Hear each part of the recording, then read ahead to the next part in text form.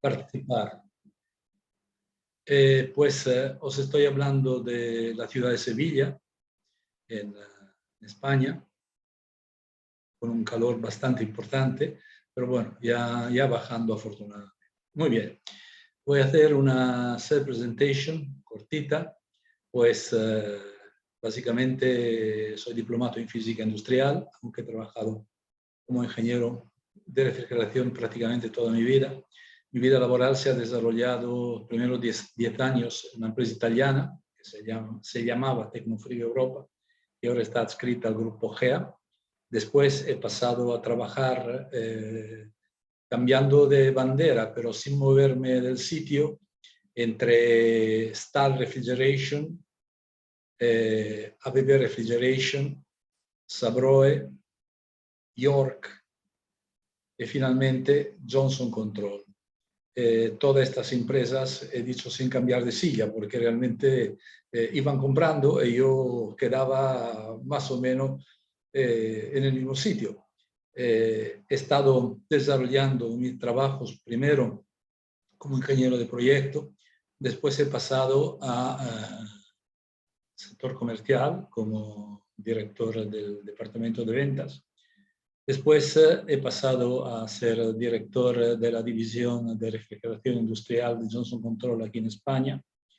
Después he pasado a depender, a reportar a nivel europeo a Bruselas como trainer en mercados verticales y desarrollo de actividades comerciales y potenciamiento de la estructura comercial.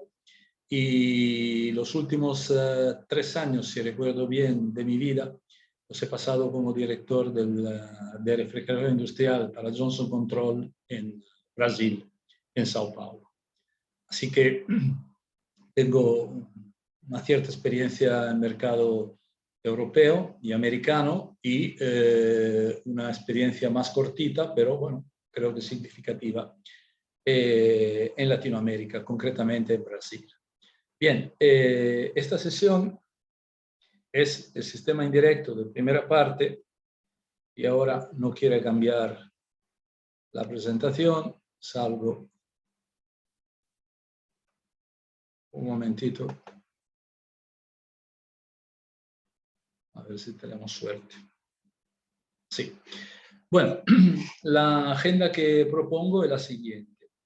Vamos a ver lo que los anglófonos hablan de compelling event, traducido al español, los elementos apremiantes que empujan de alguna manera al desarrollo de sistemas indirectos. Los drivers sociales y los drivers de mercado, que también van en la misma dirección. Entraremos de lleno a explicar sistemas indirectos de baja carga y cómo permiten mejorar la seguridad de las instalaciones. Haremos unas breves notas relativas a reglamentaciones de referencia. Veremos un poquito los sistemas indirectos versus directo. Hablaremos de sistema indirecto cerrado, sistema indirecto ventilado, sistema indirecto cerrado ventilado, sistema doble indirecto, sistema indirecto de alta presión, y veremos ventajas e inconvenientes. En la realidad, las ventajas e inconvenientes al último momento he decidido ponerla justo después de los drivers, porque creo que es bueno tener una visión general de lo que nos pueden ofrecer este tipo de sistemas. Bueno, los elementos apremiantes, aquí he puesto una locomotora, porque el elemento apremiante es lo que de alguna manera es lo que lidera los cambios. ¿Qué ha sido? Pues básicamente la crisis de los refrigerantes fluorados y los sucesivos acuerdos medioambientales. Partimos del protocolo de Montreal, sus 5 enmiendas, pues que han podido participar en el anterior webinar, saben de qué se trata. La más reciente de las enmiendas es la 5ª, que era de la de Kigali. Después los acuerdos de París y Kioto. Todos estos tratados, así como se ha expuesto en la primera sesión, evidentemente han dado lugar a una serie de reglamentos, leyes que son de obligado cumplimiento. Evidentemente, las medidas y los calendarios, prohibiciones, limitaciones y respecto a la utilización de gas fluorados depende mucho de las regiones, de las zonas, y vamos, no voy a insistir más porque podéis encontrar todo en las grabaciones, en la presentación de la primera sesión. En el caso de Colombia, está en una posición intermedia, las cosas no son tan extremadas como aquí en Europa, pero ya tenéis un calendario de obligado cumplimiento, por ejemplo, para el phase out del R22 y limitaciones de gases con efecto invernadero. Todos estos cambios han impulsado a desarrollar refrigerantes con, evidentemente, un nulo efecto ODP y un muy limitado efecto PCA. Estos refrigerantes que se han desarrollado, en general, tienen óptimas, excelentes características termodinámicas, pero en muchos casos, como aquí digo, pues presentan cierto riesgo por su toxicidad o inflamabilidad. Conocéis todo el amoníaco, el R727, quizá un poquito menos la aplicación del propano, que es el 290, el R600A isobutano, que por lo menos aquí en Europa es ya utilizado al 100% para las neveras domésticas, el anhídrido carbónico, que es el R744, y digamos que en la primera sesión tuve manera de explicar las nuevas aplicaciones que como gas refrigerante del R718, que es el agua, el R729, que es el aire, en este caso utilizado como gas refrigerante, el R1150, que es el etileno. Y aparte de estos gases que definimos como, entre comillas, naturales, se han desarrollado toda una serie de otros gases de síntesis de bajo PCA, como el R1234YF, el R1234ZE, el R32, el R454A, B y C, y otros gases con compuestos de hidrocarburo de categoría, por lo que contiene la inflamabilidad 2L, que tiene como característica siempre tener cierto grado de inflamabilidad y, por supuesto, un precio muy alto, sobre todo los gases de síntesis, cosa que no ocurre con los gases naturales. Bien, entonces, vamos a eliminar los gases con los que todo el mundo se sentía bastante cómodo y vamos a entrar en un mundo donde estos gases que podemos utilizar, como he dicho antes, tienen excelentes características termodinámicas, pero bueno, exigen un nivel de seguridad más alto. Entonces, ¿a qué nos conduce todo esto? Pues a limitar la utilización de estos gases en cantidades extremadamente reducidas y posiblemente muy lejos de las zonas donde, en caso de fuga, pues pueda dar una concentración elevada en áreas donde pueda haber público, personal no específicamente cualificado, y evidentemente pues la cantidad que tenemos de estos refrigerantes en esta zona, que no están controladas de alguna manera, pues siempre tienen que estar por debajo de los límites de peligrosidad fijados por las autoridades locales. Más adelante, aquí a continuación, pero no es la próxima slide, dentro de 2 o 3, veremos a título indicativo algunas normativas que establecen estas cantidades en términos, aparte cualitativo, cuantitativo, que define la máxima cantidad de gas que se puede utilizar o que puede estar presente en estos locales en función del uso y del tipo de local y del tipo de público que pueda acceder a estos locales. Bueno, hemos visto el elemento apremiante, sin duda la nueva reglamentación sobre los gases, y ahora vamos a ver también qué es lo que nos empuja a pensar en sistemas indefinidos. Pensamos a la seguridad, estos son lo que yo defino los drivers sociales. Pensamos a la seguridad para las personas, seguridad medioambiental, sostenibilidad energética. Pensamos que las instalaciones tienen que estar evidentemente acorde a la legislación y normativa medioambientales vigente, tienen que respetar y contener el TEUI, evidentemente estamos en presencia a nivel de la sociedad de una creciente sensibilidad a la escasez de recursos naturales. Estos son lo que yo defino o lo que he individuado como drivers sociales. Después tenemos los drivers de mercado. ¿Qué quiere decir los drivers de mercado? Bueno, los drivers que son más directamente inherentes al sistema de producción. Entonces, mientras hablábamos en principio de drivers sociales como seguridad en general, ahora estamos hablando de seguridad para los trabajadores y comunidades vecinales.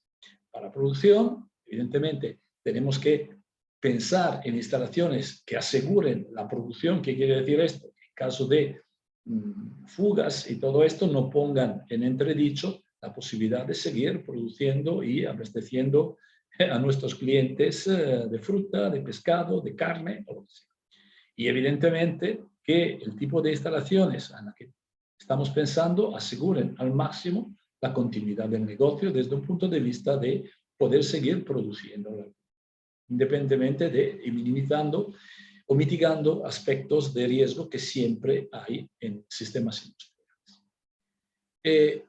Otro aspecto, otro driver, es el impacto del sistema de refrigeración en la competitividad del producto y en la cuenta de resultado. Al final y al cabo, desgraciadamente para quienes estamos en este sector, la gente no compra una instalación de refrigeración para irse de discoteca el fin de semana. Lo compra para poder mejorar, producir, y es una parte inherente a la propia producción de nuestros clientes, con lo cual tiene que ser la mejor solución para no impactar de forma negativa o impactar lo menos posible en la cuenta de resultados. Entonces, el desarrollo de conceptos de coste de ciclo operativo, que los americanos llaman life cycle cost, versus la primera inversión. Tenemos que preocuparnos mucho más cuando estamos pensando a un proyecto, a un sistema, no tanto en cuánto cuesta lo que es primera inversión, pero cuánto nos costará esta instalación a lo largo de la esperada vida de la instalación, 10 o 20 años. Quizá cada día más estamos cerca de los 10 años que de los 20 años. Otro aspecto importante, que evidentemente yo no puedo extraerme de tener una visión de alguna manera eurocentrista, pero yo supongo que también en Sudamérica pasa lo mismo, en Brasil pasaba, y supongo de alguna manera que también en Colombia pueda pasar. Aquí el coste del dinero sube día a día y el inversor o el promotor lo que quiere es acortar los tiempos entre el momento que decide de hacer la inversión y poner en funcionamiento el sistema frigorífico, digamos la fábrica, evidentemente para comenzar a facturar y tener ingresos. Con lo cual, estamos pensando en proponer soluciones prefabricadas y ya probadas en fábrica del tipo plug and play. ¿Por qué? Porque evidentemente pues estos son sistemas que cuanto más prefabricado pueda ser, más acorto los tiempos de instalación, prácticamente reduzco al mínimo los tiempos de puesta en marcha y de comisión. Último punto, que aquí también, tenemos un problema acuciante, gravísimo. Yo espero por vosotros que en Colombia no sea tan grave, pero cada vez es más difícil encontrar personal cualificado. Los costes de este personal es altísimo y sobre todo hay un problema que aquí se llama conciliación, es decir, hay una fuerte resistencia a la movilidad. Yo después de 40 años de trabajar en este sector conozco perfectamente que hay instalaciones donde hay personal que se va al otro cabo del estado, del país o inclusive del mundo y se queda allí tirado pues 2 meses, 3 meses para puesta en marcha, para commissioning, para las pruebas y, ¿por qué no?, para realizar la instalación. Bien, entrando un poquito más en el tema. Tradicionalmente, como todos sabéis, en los sistemas directos, que es lo que lo definen, ese refrigerante que se distribuye a los distintos servicios. Evaporadores, reactores, enfriadores, lo que sea. Y después hace su circuito y a través de sus tuberías, sus válvulerías, sus bombas, lo que sea, pues vuelve a los compresores. El sistema indirecto, tenemos de una forma claramente separada lo que es la producción del frío y lo que es la distribución del frío. Es decir, por un lado, en una zona muy circunscrita, que puede ser una sala de máquina o una azotea o un patio o lo que sea al exterior, pues produzco mi efecto frigorífico, por decirlo de alguna manera. Hay un intercambio térmico al interior de unos intercambiadores que veremos en la próxima sesión y utilizaremos lo que yo llamo un fluido calor portador o refrigerante secundario, que puede ser normalmente glicol o salmuera, para el transporte y la distribución de frío a los distintos servicios. Yo, la verdad que los dos esquemas aquí son casi vergonzosos por lo sencillo que son, pero no dejan de ser extremadamente sencillos. Por un lado tenemos un sistema indirecto, pues tenemos su compresor, su condensador, su evaporador. Aquí tenemos una zona que es la sala de máquina y después salimos con las tuberías, con el gas refrigerante, el mismo que pasa a través del compresor, pues que va a los evaporadores. Bien, aquí al lado tenemos en cambio un ejemplo, otra vez muy sencillo, banal, quizá demasiado banal, donde tenemos lo que es la zona de producción de frío y la zona de intercambio, y después, a partir de aquí, pues puede ser un propilenglicol, un etilenglicol, un fluido en cambio de fase, lo que sea, y a través de un sistema de bombeo es este fluido que llega a las zonas de servicio.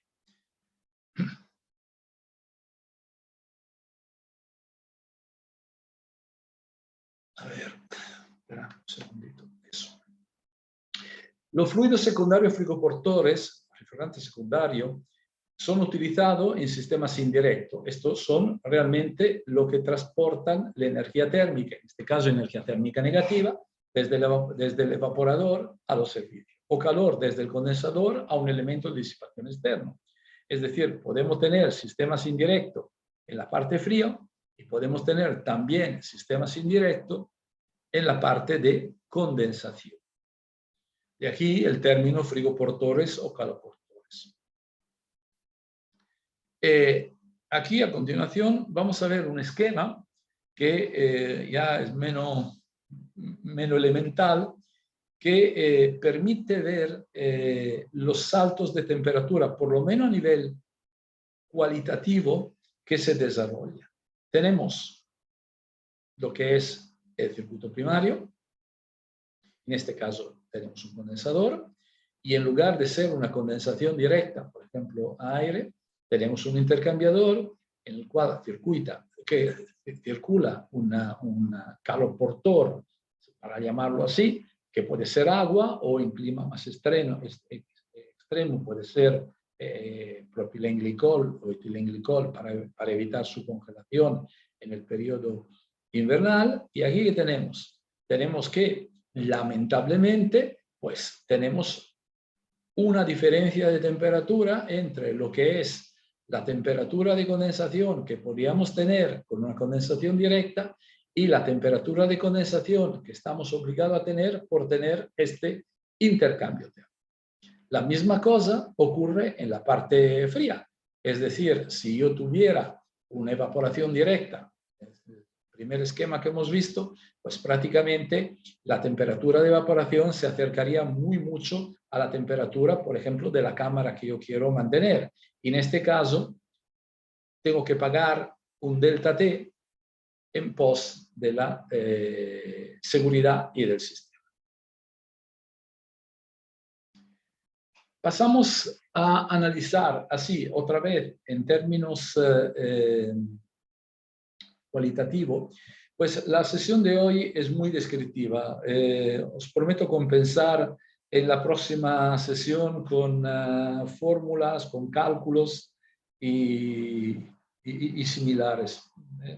Entonces, pues hoy es un poquito más descriptiva que puntando más en la, digamos, parte cualitativa que en la parte cuantitativa. Entonces, como ventaja que puede tener un sistema indirecto, ¿qué podemos considerar? Pues limitar los riesgos de fuga, reduce los riesgos personales, medioambientales y eventuales pérdidas. Yo insisto mucho en estos aspectos porque la experiencia me ha llevado a tener realmente problemas desagradables. Por ejemplo, un incendio. Recuerdo un incendio en una fábrica de pan industrial en la provincia de Barcelona. La instalación era una instalación con fluido directo amoníaco. La planta contenía casi 12.000 kilos de amoníaco y estaba localizada, si no en el centro, pero muy próximo al centro de una población con unos 30.000 habitantes. Y la noche en la que se desarrolló el incendio, pues fue de horda. Afortunadamente no pasó nada, pero evidentemente estas condiciones de riesgo yo creo que hay que intentar eliminar. De aquí que una de las ventajas que tiene el sistema indirecto es la reducción de carga de refrigerante.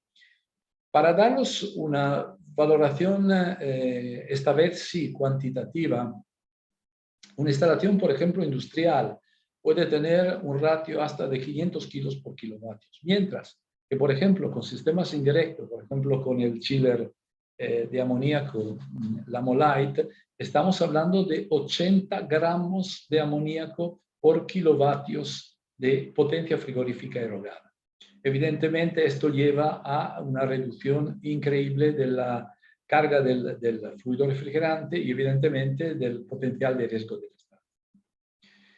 El hecho de poder utilizar gases naturales en tan pequeña cantidad, pues abre la puerta a la utilización del amoníaco, de hidrocarburos, por ejemplo, el R290, y HFC de bajo PCA, pero tenemos que reducir, inclusive en este caso, aunque la peligrosidad de estos gases sea inferior a lo del amoníaco o de los hidrocarburos, pero el coste es extremadamente elevado. Aquí en Europa estos gases están rondando que más que menos valores de entre 40 y 80 euros por kilo. Así que ver un poquito de haceros la idea de lo que puede pasar. Otro punto de ventaja es que son sistemas de refrigeración compactos. Es decir, el chiller se podrá, sobre todo hay instalaciones indirectas, que es tipo built-in, que ya veremos en la próxima sesión, que evidentemente se pueden solo prefabricar parcialmente, pero, por ejemplo, en instalaciones de mediana potencia, pues el chiller, sobre todo si tiene condensación por aire, puede ser enteramente prefabricado, inclusive entregar una máquina donde el cliente o la ingeniería del cliente pueda asistir a las pruebas, no solo de funcionalidad, pero pruebas de performance para certificar que efectivamente, si yo digo que en estas condiciones, pues esta máquina tiene que dar 700 kilovatios, pues por ejemplo, menos 8 y más 40 de condensación, pues el cliente o su ingeniería, como he dicho antes, podrá comprobar. Entonces, todo esto permite, evidentemente, reducir los tiempos. Y sobre todo, un aspecto que cuando hacemos los cálculos de coste, nos podía eliminar limitar, o en muchísimos casos, eliminar la necesidad de una sala de máquina. Y la sala de máquina cuesta dinero. Es un espacio, hay obras de albañilería y evidentemente, aparatos, instalaciones, etc. Siguiendo con las ventajas y oportunidades, después vendremos las desventajas, que también las tiene, se minimiza la necesidad de desplazar la instalación de personal con alto grado de especialización para montaje, puesta en marcha y mantenimiento. Evidentemente, pues la parte, digamos, tecnológica es la central frigorífica. El resto, pues, evidentemente, sin quitar importancia, pero son instalaciones con tubería para un fluido que no es un gas refrigerante, en en el caso de utilizar fluidos intermedios sin cambio de fase, por lo cual toda la instalación resulta, digamos, mucho más sencilla y como la máquina ya viene probada y testada en fábrica, o puede serlo, pues si no hay percance en el transporte, se supone que realmente es una estación plug and play, a diferencia de lo que yo digo la otra, que es plug and play. Como he dicho antes, se reduce el tamaño de la sala de máquina o se elimina su necesidad y permite, en este caso, que esto es otro punto para mí muy importante, acumular energía frigorífica. Pues en una estación de amoníaco o una estación de, yo le llamo freones, me perdonaréis, pues no es tan fácil acumular energía frigorífica. En este caso, pues o con balsas de hielo o similares, pues o con grandes tanques de acumulación, yo puedo acumular energía frigorífica. Por ejemplo, el caso de la industria láctea, la leche llega a la central lechera en 1 o 2 horas y es donde yo tengo la punta. Entonces no necesito dimensionar toda mi instalación para la punta máxima, sino que a lo largo de la noche, no sé si en Colombia de noche la energía es más barata, pero aquí lo es, entonces pues de noche se hace funcionar a tope el sistema de refrigeración para cargar las balsas de hielo de tipo Baltimore o lo que sea, pues en la mañana pues tenemos todo nuestro, digamos, backup de refrigeración disponible para poder enfriar la leche que llega con los camiones cisterna. También se utiliza mucho en la industria cervecera, pero en este caso la acumulación, como veremos, sirve más para reducir, digamos, o mejorar el rendimiento de los sistemas a carga. Bueno, intentando ser ecuánime, después de haber visto las ventajas que hay, pues tenemos que hablar de debilidades, desventajas y limitaciones. Evidentemente, los sistemas indirectos pueden presentar un mayor coste inicial debido a la necesidad de intercambiadores, grupos de bombeo adicional. Pero hay que considerar que, por un lado, tenemos este aumento de coste. Por el otro, no olvidar que probablemente no necesitaremos una sala de máquina. Necesitaremos, en muchos casos, aerorefrigerantes con un coste bastante inferior a lo que sean, por ejemplo, en el caso del amoníaco, clarísimo. Es decir, puedo instalar aerorefrigerantes en cobre aluminio en lugar de utilizar evaporadores en acero inox y aletas de aluminio, o no sé si todavía se utilizan en Colombia, pues evaporadores en acero galvánico. Las tuberías de distribución, evidentemente, pueden ser, por ejemplo, de materiales plásticos adecuados, el aislamiento, las válvulas periféricas y, evidentemente, otra vez, el menor coste de puesta en marcha y mantenimiento. Entonces, de alguna manera, por un lado, seguramente puedo pensar que podré tener un coste inicial más elevado, pero este más coste muchas veces puede ser mitigado por estos hechos. Y sobre todo, y veremos al final unas comparativas de life cycle cost de instalaciones convencionales con sistemas indirectos, y es por eso que cada día más se utilizan estos tipos de sistemas. El otro punto, y lo vemos esquematizados en lo que era una de las primeras diapositivas, tenemos que considerar contar con un consumo energético superior. ¿Por qué? Bueno, porque tenemos un problema de transporte del fluido secundario, necesitaremos bombas que tendrán una cierta pérdida de carga, son fluidos sobre todo digamos, los propilenglicoles tienen glicol, tifoxit y otros fluidos similares tienen viscosidades bastante altas, poder calorífico bastante bajo, por lo cual los costes de bombeo son elevados. Por un lado, lo que ocurre es que, por ejemplo, con bombas de caudal variable o utilizando frigoportores en cambio de fase, pues de alguna manera se podrá mitigar. Y, importante, la disminución del COP, debido que, como hemos visto antes, pues con sistemas indirectos pues vamos a operar con temperaturas de evaporación más bajas de las que tendríamos que utilizar con sistemas directos, y si utilizamos para condensación, pues lo mismo. Igual, tenemos evidentemente una reducción del COP que ahí ahora se llama EER. El término COP solo se reserva para las bombas de agua, pero es el mismo perro con distintos collares.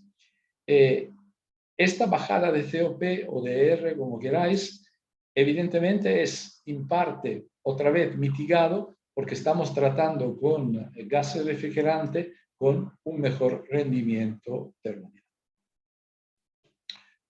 Siguiendo las limitaciones, pues cuando estamos hablando de bajas temperaturas, pues el sistema se hace más complejo, porque deberíamos de utilizar, por ejemplo, fluidos con muy bajo punto de congelación, que forzosamente van a tener alta viscosidad y bajo poder calorífico.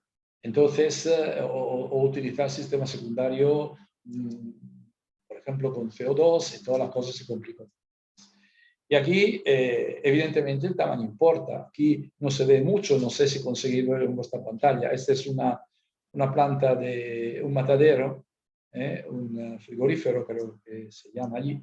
Pues, evidentemente, cuando tenemos grandísimas instalaciones, habrá que valorar muy bien lo que vamos a hacer y, por ejemplo, hacer sistemas mixtos, es decir, reservar los sistemas indirectos para zonas donde haya una acentuada presencia de personal, de trabajadores, etcétera, etcétera, dejando a sistemas indirectos las partes de congelación, por ejemplo, los túneles de choque térmico, que requieren grandísimas potencias frigoríficas. Entonces, pues, este es la amenaza. Me gusta mucho esta frase, el diablo está en los detalles, porque realmente es así. Es decir, cuando hablamos de sistemas indirectos, tenemos que considerar que no estamos hablando de una instalación de fontanería. Me refiero a todo el circuito secundario. Entonces, errores frecuentísimos que he visto a lo largo de mi vida laboral. Errores clamorosos en la disposición de los tanques de acumulación. Una deficiente regulación a carga parcial cuando hay varios chillers funcionando en paralelo.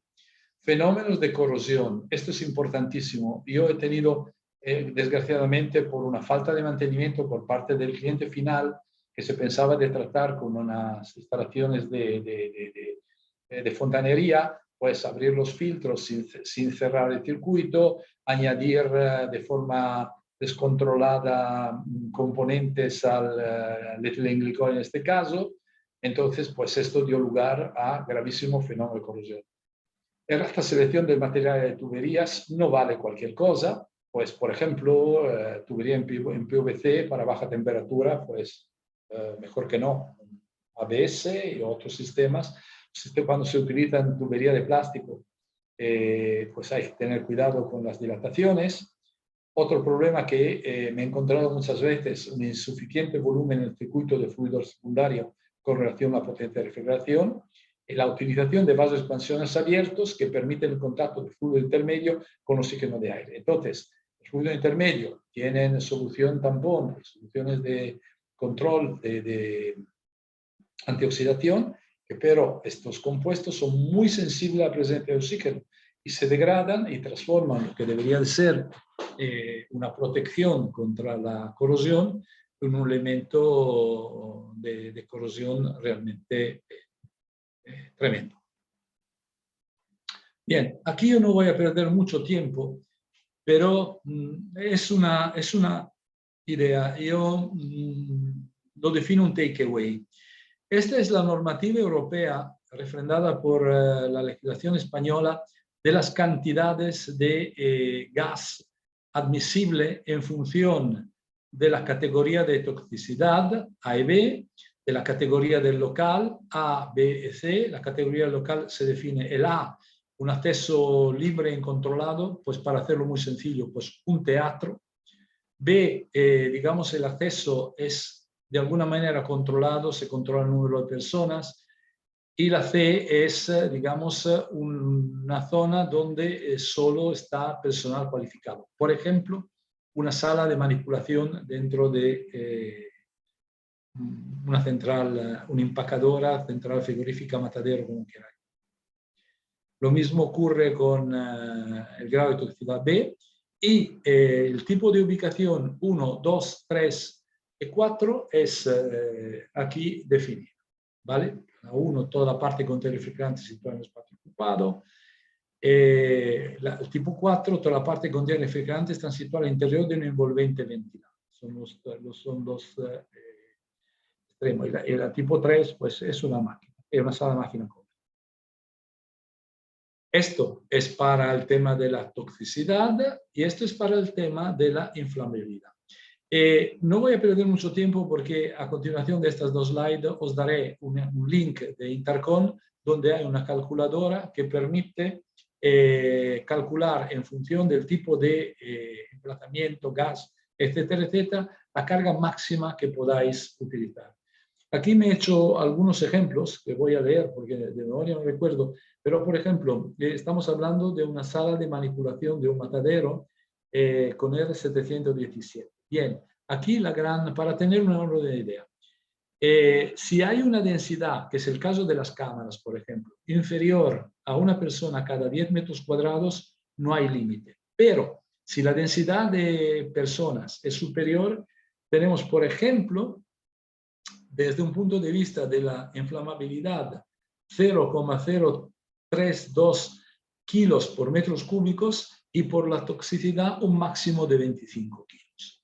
Pues ya veis que, por ejemplo, en una sala de manipulación, de acuerdo con esta legislación, lamento deciros que no conozco a fondo la legislación colombiana, pero si no está, llegará, pues es para daros un idea.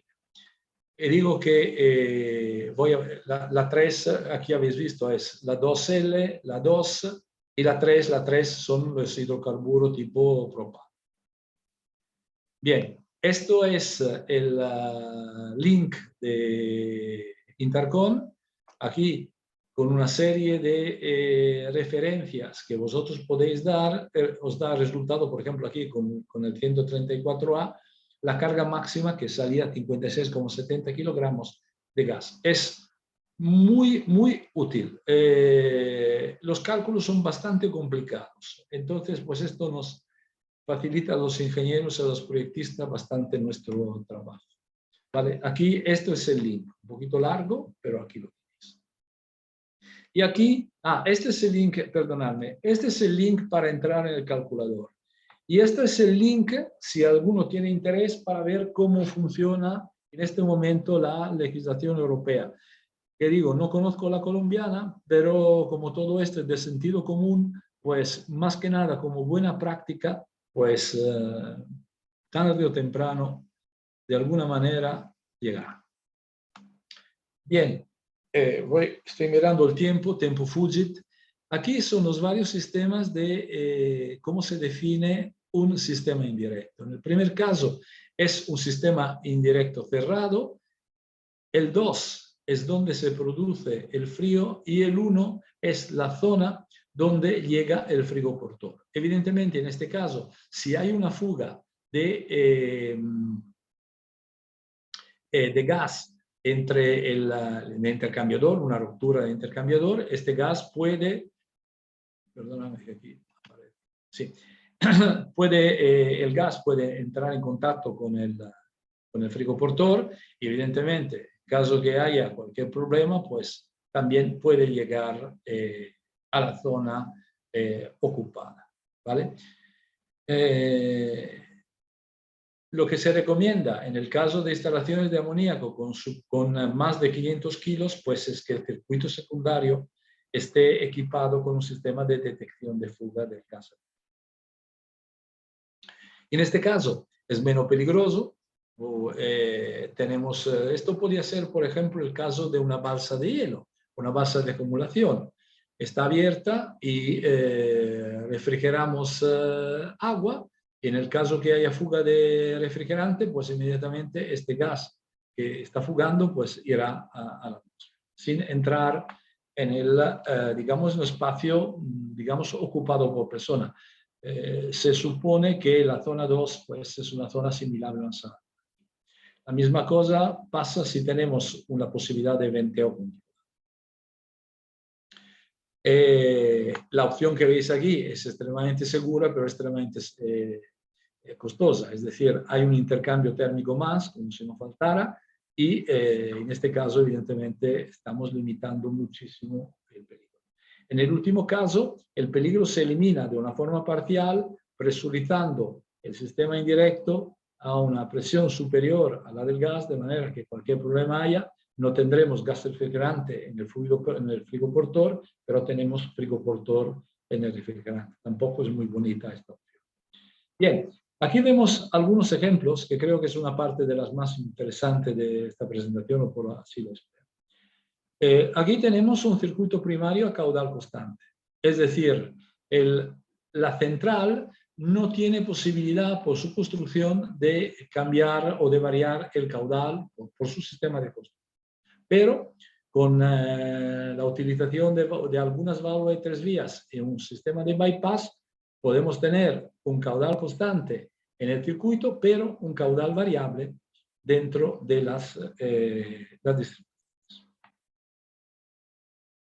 Aquí vemos exactamente lo mismo, pero en este caso el chiller, es el caso por ejemplo de la Molite, por su construcción admite variaciones que van hasta al 30% de su caudal. Es decir, el sistema puede funcionar inclusive si el frigoportor circula con un caudal que llegue al 30% de su caudal máximo. En este caso, pues también podemos regularlo, pero todo esto es mucho más fácil. Y en este caso, la bomba, de alguna manera, no exactamente, pero tendrá un consumo energético en función realmente a la capacidad o la necesidad frigorífica que necesita la instalación. Os hablaba antes de cerveceras. Es un sistema típico de las cerveceras. Creo que ahora con los sistemas de compresores con velocidad variable han cambiado, pero vosotros sabéis perfectamente que la industria cervecera es extremadamente conservadora. Con lo cual, en las últimas instalaciones que yo estuve trabajando en Brasil, todavía Ambev requería este tipo de sistema. Es decir, pero en este caso tenemos estratificación, pero tenemos estratificación con torres del orden de 14, 15, 20 metros de altura. Aquí sí que hay estratificación y se puede utilizar. En el caso de tener, esta es una sugerencia que os hago, en el caso de tener un sistema de producción de frío que no admita variaciones de caudal y un sistema de distribución donde nosotros queremos sacar todo el beneficio de tener una circulación con caudal variable, básicamente para ahorrar en costes de bombeo, este es un sistema que yo sugiero y aquí hay un cálculo de balance másico para establecer un poquito la temperatura. De esta manera, yo sé exactamente o puedo definir exactamente la temperatura de retorno del frigoportor, la temperatura de impulsión del frigoportor, puedo tener almacenado frigoportor a la temperatura del 100% más baja que me sirva y puedo definir perfectamente la temperatura de impulsión y retorno a mis utilizadores, de manera que puedo hacer un dimensionado correcto del sistema. Estos son los errores más grandes que yo he visto. Uno, vaso de expansión abierto, pecado mortal, corrosión asegurada en las instalaciones. La otra, o dos depósitos o un depósito con un mamparo, etcétera, etcétera. Bueno, al final, en el 90% de los casos, pues no vais a controlar nada. Ni tenéis la temperatura de impulsión a los utilizadores que queréis, ni tenéis el retorno al chiller que habéis previsto. Entonces, pues hay que pensarlo muy bien, ¿eh? Este es un sistema, por ejemplo, indirecto, con CO2 subcrítico, donde tenemos una parte de, digamos, producción de frío, en este caso con una unidad Intercon con R152A, tenemos una parte a media, baja temperatura con monopropilenglicol y la parte de baja la vamos haciendo, condensando con este monopropilenglicol una central subcrítica de R744 y a partir de aquí el CO2 para la parte de congelado. El sistema especialmente largo, complejo, pues es un sistema de retorno inverso, que es costoso, porque evidentemente aumenta el precio de la tubería, el coste de la tubería, pero absolutamente después fácil de manejar y de equilibrar. Otra ventaja que tiene, perdonadme, pero no he sabido hacerlo mejor, es que con sistemas indirectos, por ejemplo, en cámara de fruta, yo puedo controlar perfectamente, una válvula de 3 vías y bomba, la temperatura de las aletas, lo que los americanos llaman de dew point, ¿vale? Entonces, en función de las necesidades que yo tenga de temperatura y humedad, puedo graduar estas condiciones. Ese es el sistema, pues yo tengo una centralita electrónica, controlo la temperatura de impulsión, la temperatura de cámara y la humedad de cámara.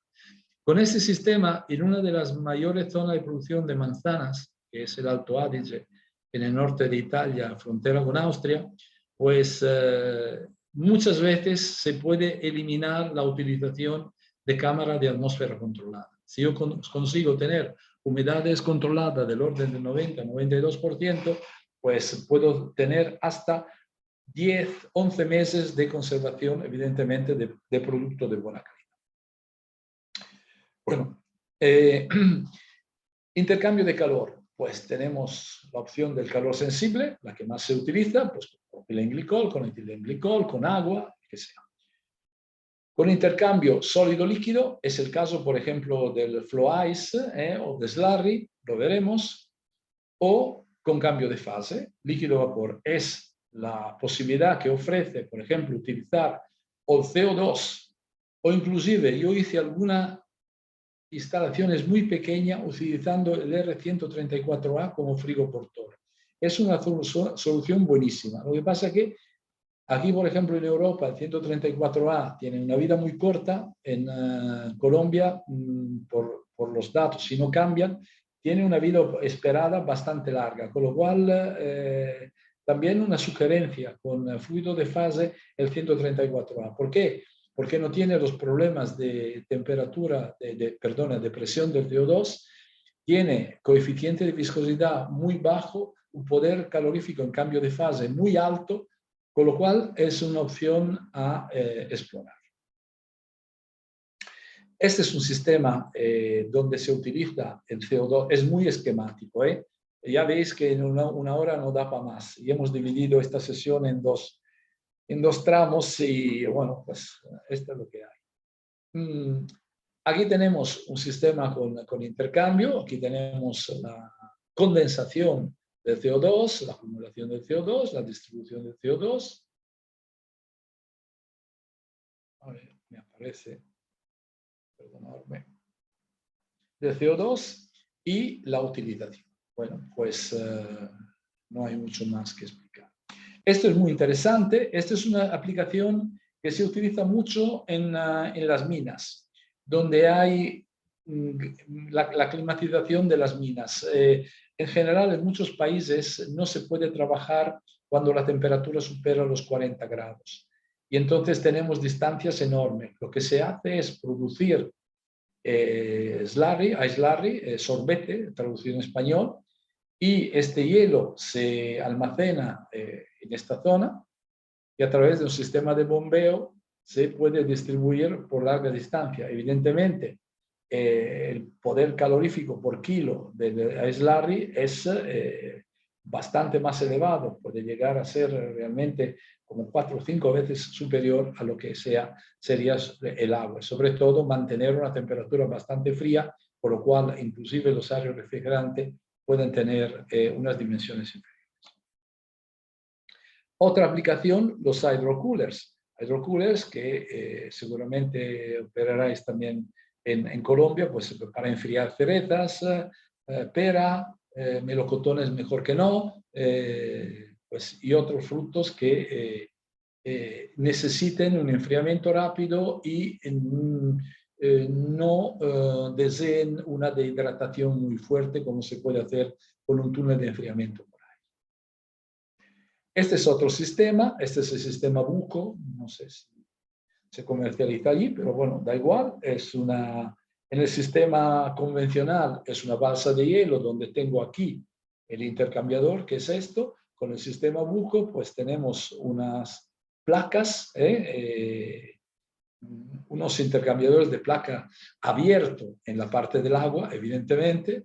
Entonces, por un lado, yo enfrío el agua que circula por dentro de la placa, por otro lado, pues desde esta balsa estoy bombeando agua que pasa en la parte exterior de las placas y este agua, pues con una bomba que aquí no he puesto, pues voy a enfriar, así que está, voy a enfriar mi sistema de enfriamiento. Pues esto, vuelvo atrás, perdonadme el mareo, este es un sistema muy eficaz cuando tengo que trabajar con agua muy próxima a 0 grados. Con intercambiador de placa, cuando el delta T es 0,5, pues ya estoy en peligro. Aquí prácticamente puedo mantener el agua de la balsa prácticamente a 0 grados, porque casi siempre cae algo de hielo y esto de alguna manera nos ayuda. Este es un sistema para mí extremadamente interesante. ¿Por qué es interesante? Porque sobre todo en lo que se llama refrigeración comercial y que yo prefiero llamar refrigeración ligera, pues esto permite de utilizar sistemas compresor, intercambiador, condensador locales con muy poca cantidad de gas, inferior muchas veces a los 150 gramos, que es que en muchos casos la dictamina la legislación, y lo que hago es condensar con un condensador agua-aire en la parte exterior. Esto me ayuda, por ejemplo, posibilita utilizar propano, que es un gas con excelentes propiedades termodinámicas, pues, por ejemplo, en vitrinas de supermercado. Aquí también hice un cálculo y en el cálculo de un mini mercado de 55 metros cúbicos, una cosita pequeña, pues se admiten hasta 1,54 kilos de propano. Es una óptima solución. Bien, y aquí ya vamos terminando. Tenemos esta comparativa se ha hecho con el AKR local, es de que se llama aquí AEFIT. Aquí tenemos varios sistemas. Lo más interesante para mí es la comparación entre, aquí no se ha perdido, aquí es un amoníaco bombeado normal, es decir, la instalación de amoníaco directo de toda la vida, ¿vale? Y esta es una instalación con Amolite, con condensación por aire. Esto que veis aquí es el coste del agua. Considerar que, otra vez, ahí depende, porque aquí el agua cuesta ya valores de entre 1,5 y $3 por metro cúbico, no tanto por el coste del agua, cuanto por el coste de tratamiento y evacuación. Yo no sé si en Colombia tenéis este problema. En Europa, hace unos cuantos años, surgió el problema de la legionelosis. Legionelosis es una bacteria que está en las gotitas de agua que expulsan torres de enfriamiento y condensadores evaporativos. Bien, ahí los jueces, cuando hay un caso de legionelosis con muerte o con enfermedad grave, lo que es una enfermedad que ataca los pulmones, es una especie de pulmonía. Cuando se dan estos casos, lo que hacen, como por ejemplo en una zona industrial hay varias instalaciones que pueden tener torres o condensación por agua, cierran todo. Imaginaros el gustillo que da a un señor que tiene un matadero que tenga que cerrarlo 3 o 4 días hasta que el juez no establezca cuál es la torre que ha generado el condensador, la legionelosis, y después podrá reabrir. Ese es un aspecto extremadamente importante. Bien, entonces el coste del agua debido a la extracción, a su evacuación y a los tratamientos y mantenimiento, pues es extremadamente elevado. Entonces, aquí se ve claramente que la ventaja que coge ese sistema todas las varias partes, pues lo pierde con el tema del agua. Bien. He terminado. A lo largo de las próximas 2 sesiones, si no se ha aburrido demasiado y decidís no escucharme nunca más, hablaremos de TEWI y de su comparativa entre sistema directo e indirecto. TEWI es Thermal Equivalent Warming Impact. No sé cómo me he acordado, pero me he acordado de la acrónimo. Profundaremos sobre los valores, los elementos que componen los sistemas indirectos. Hablaremos de intercambiadores, intercambio térmicos, hablaremos de Nusselt, de Prandtl, de todas estas formulitas que seguramente os van a gustar mucho, no tanto con la función que vosotros calculéis intercambiadores de calor, pero que sepáis manejar cuáles son los parámetros básicos que sirven para el cálculo que hacen evidentemente las empresas que suministran a través de ordenadores, pero saber, por ejemplo, cómo influye la viscosidad, el tipo de gas, todo esto, y antes de ponerlos a proyectar, pues saber por dónde ir para reducir estos costes. Hablaremos de bomba, de tubería de aislamiento y varios sistemas de enfriamiento de líquido, y hablaremos de sistema prefabricado built-in, es decir, instalaciones muy grandes, donde evidentemente pues, no es posible hacer una prefabricación total, como en el caso de la Molite, y es la figura que ha comenzado, con la que he comenzado la presentación. Este caso es una central de refrigeración en el aeropuerto de Heathrow, y ahí evidentemente pues, se puede prefabricar una parte, pero muchas cosas hay que construir en sí. Señores, he terminado. Question and answer.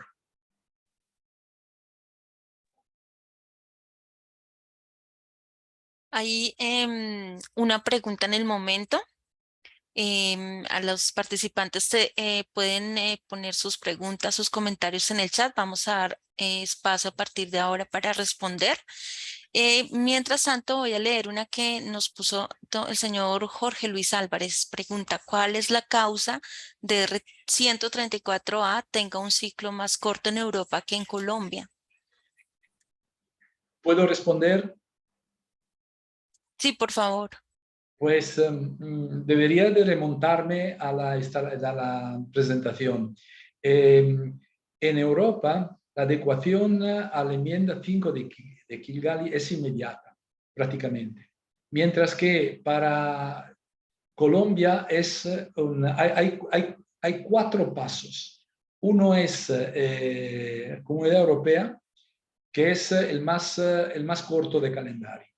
Ahora no me preguntes las fechas porque voy a quedar mal, pero está en la presentación anterior.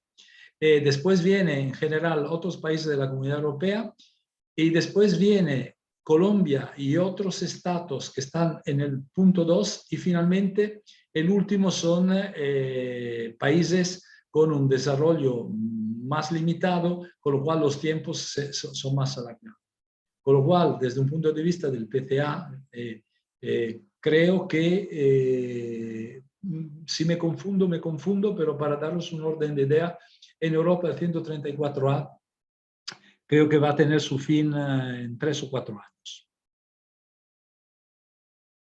No sé si he contestado la... Es la enmienda 5 al protocolo de Montreal.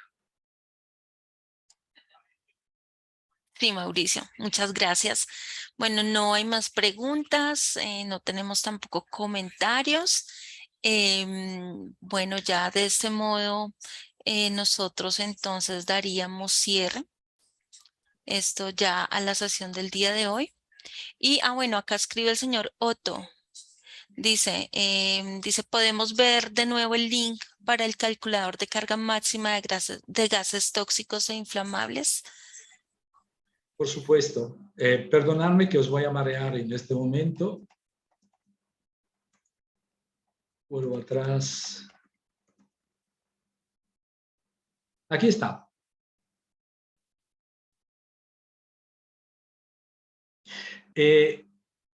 Hago siempre esta observación. Esto está referido a legislación europea. Pero vuelvo a decir lo que he dicho antes, es decir, para mí es, independientemente de la legislación, que evidentemente te obliga como procedimiento de buena práctica, es interesante. Yo lamento, preguntaré al ingeniero Toro si tiene más elementos, pero la verdad que yo he intentado investigar un poquito y he encontrado muy pocas cosas y he hecho alguna referencia en la presentación anterior. He encontrado un manual de buena práctica editado en Colombia por el Ministerio y también una legislación por cuanto se refiere a la limitación de los gases digamos, con efecto invernadero. Pero no he conseguido ninguna información sobre los reglamentos de seguridad. Ni sé si existe como tal. Pero bueno, como norma de buena práctica, good to know. Bueno a saberse. No sé si he contestado a la pregunta. Sí, porque has podido tomar nota, Otto, del link. Lo acabo de poner en el chat. Entonces, si Muy quieren, bien, lo pueden copiar, ahí va a estar. muy bien.